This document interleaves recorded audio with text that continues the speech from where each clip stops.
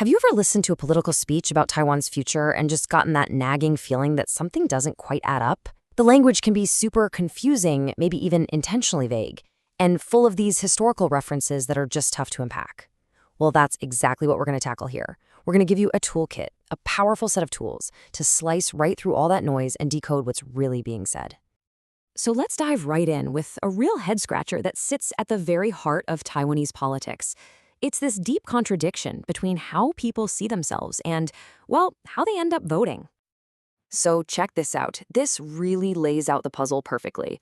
On the one hand, you've got polls showing a massive majority. We're talking a whopping 77% who identify as just Taiwanese. Simple, clear.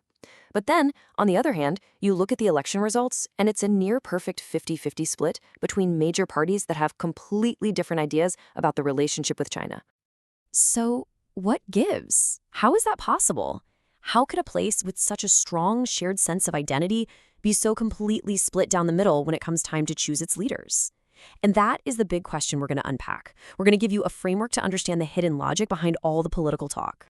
Okay, our first tool in the kit is something we can call an honesty test. It's just 3 direct, really powerful questions that slice right through the jargon and the ambiguity.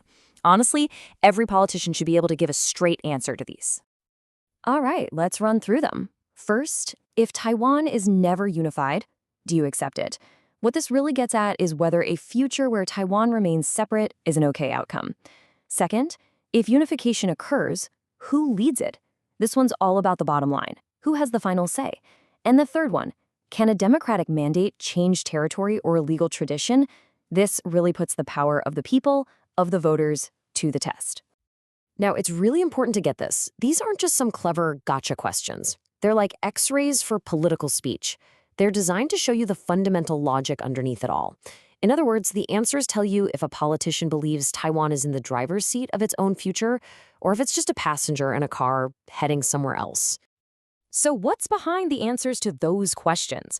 Well, you'll almost always find one of 5 distinct ways of looking at history. You can think of them as 5 different blueprints for what the future could look like, and each one starts building from a completely different point in time.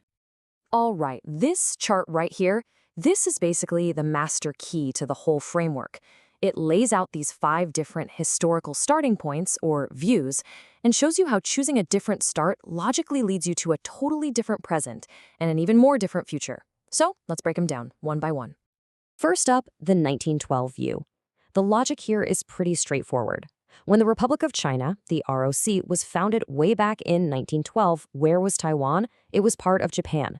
So their legal DNA, their fa'atong, if you will, it's just not the same.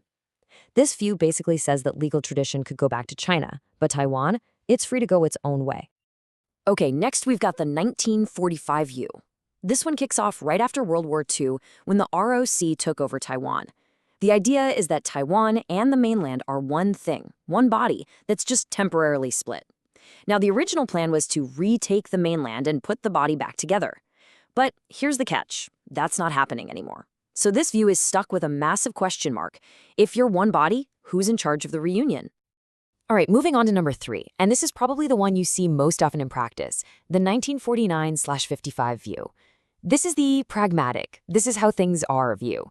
It basically says, look, after the Civil War, the ROC, well, it shrank. And the key thing here is that it treats the situation not as some temporary waiting game, but as the new, stable reality. And this map, it shows you exactly what that means. The ROC is the democratic community living on these specific islands, Taiwan, Pinghu, Kinmen, and Matsu. It's a definition based on the reality of who's governing what right now, not an old historical claims to the mainland. And what makes it all legitimate? Democracy. Fourth, we have the red unification view.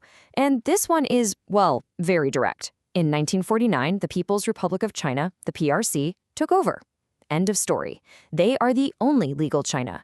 So from this point of view, Taiwan is just leftover business from the Civil War. And all its democracy, that's seen as a local issue, something that has zero impact on the big question of national sovereignty. And last but not least, the 5th blueprint, the illegal view. You'll often hear this from folks who want formal independence. It argues that the ROC itself doesn't belong here, that it was an external regime imposed on Taiwan. So for them, the goal isn't to tweak the ROC, it's to start fresh. A whole new state, a new constitution, all based on the idea of self-determination. Okay, so we've got these 5 blueprints, right? Seems clear enough. But here's where things get tricky and, frankly, a little dangerous. These views, they aren't set in stone. Political talk can slide. It can drift from one blueprint to another, and you, the listener, might not even notice it happening. That's what we're calling narrative drift. And this isn't just random. It's not an accident. It happens when a story has a hole in it, what we call a structural gap. Think of it like a vacuum. If there's an unresolved question or a fuzzy ending, a stronger, more confident story can just rush in and fill that empty space. Ambiguity is the enemy of stability. Here's a perfect real-world example you've probably heard a million times.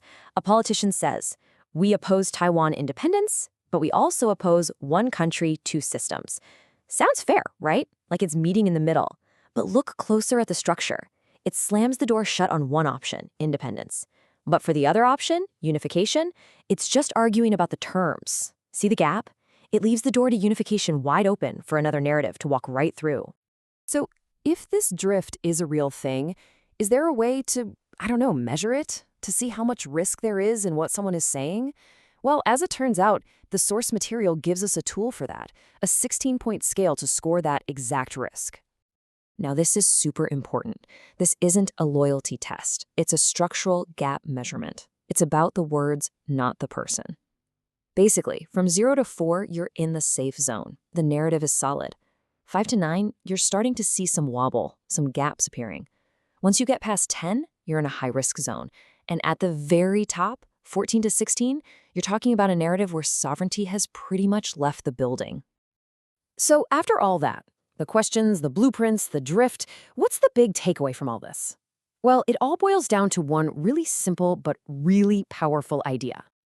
And I really want you to let this one sink in. In high-stakes politics, being vague on purpose, it's not a safe, neutral strategy. It is an active form of risk. It's what creates the conditions for that narrative drift to pull things towards a destination, an outcome that the voters never consciously and clearly chose for themselves. And that's really the whole point of this framework. It's not about making everyone agree on one single blueprint for the future. It's about demanding clarity from our leaders so that citizens, so that you, understand exactly which blueprint is being proposed. It's about empowering people to make a fully informed choice. So from now on, the next time you're listening to a political speech, ask yourself this: am I being presented with a genuine choice, where Taiwan is the author of its own destiny? Or am I hearing carefully crafted words that are designed to leave a structural gap, an open back door to a future decided by others? Because the answer to that question, well, that changes everything.